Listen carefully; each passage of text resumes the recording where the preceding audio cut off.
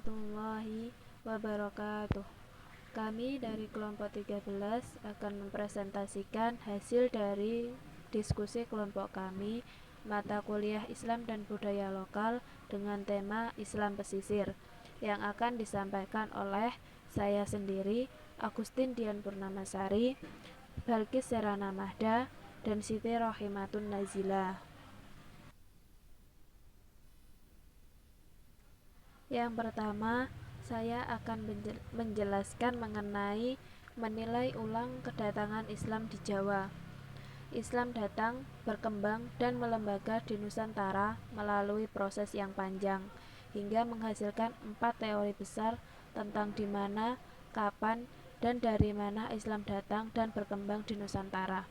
Teori pertama menyatakan bahwa Islam datang dari anak benua India dan disebarkan melalui jalur perdagangan. Teori kedua, teori ini menyatakan bahwa Islam datang dari Bengal sebagaimana diungkapkan oleh Ash-Syi Fatimi. Dia beranggapan bahwa teori batu nisan di makam Malik al-Saleh sama sekali berbeda dengan batu nisan di Gujarat.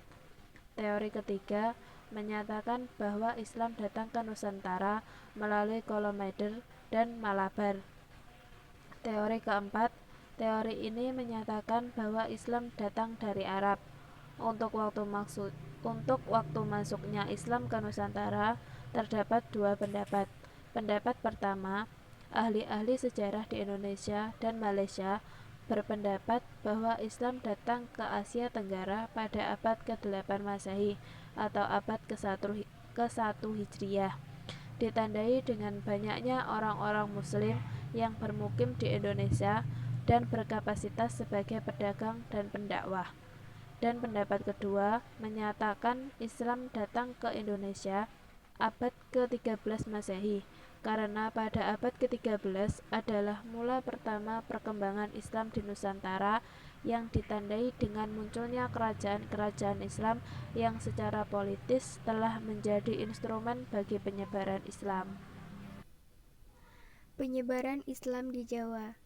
Penyebaran Islam di Jawa ditandai dengan hadirnya beberapa ulama, yaitu Maulana Malik Ibrahim dan Maulana Ishaq ke tanah Jawa, khususnya Jawa Timur, yang sebelumnya singgah di Kerajaan Pasai. Maulana Malik Ibrahim menyebarkan Islam di Gresik dan sekitarnya. Maulana Ishaq di Banyuwangi dan mengawini putri Raja Blambang, Sekardadu, yang kelak melahirkan Raden Paku atau Sunan Giri yang menyebarkan Islam berpusat di Giri Gajah. Maulana Ishaq kembali ke Pasai, sedangkan Maulana Malik Ibrahim menetap dan meninggal di Gresik. Sunan Ampel, putra Syekh Ibrahim Asmarakandi, menyebarkan Islam ke Surabaya. Pelembagaan Islam di Jawa. Pelembagaan Islam di Jawa tidak lepas dari peran wali, yang dalam konsep orang Jawa disebut sebagai wali songo. Di dalam pelembagaan Islam, wali songo menggunakan beberapa tahapan. Pertama, mendirikan masjid. Kedua, mendirikan pesantren. Ketiga, mendirikan kerajaan sebagai pusat pengembangan Islam atas prakarsa wali songo. Pada slide selanjutnya kita akan membahas tentang pembaharuan Islam.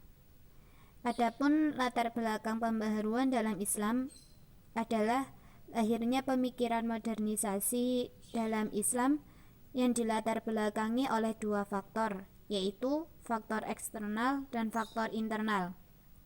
Faktor eksternal sebagai berikut: 1. Imperialisme Barat. 2. Kontak dunia Islam dengan dunia Barat. Sedangkan faktor internal yaitu sebagai berikut: 1. Kekeliruan akidah. 2. Budaya Barat yang mulai tercampur di negara-negara Islam.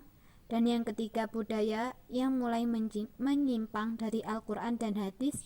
Dan yang keempat, ketidaksejalannya pemikiran antar organisasi Islam.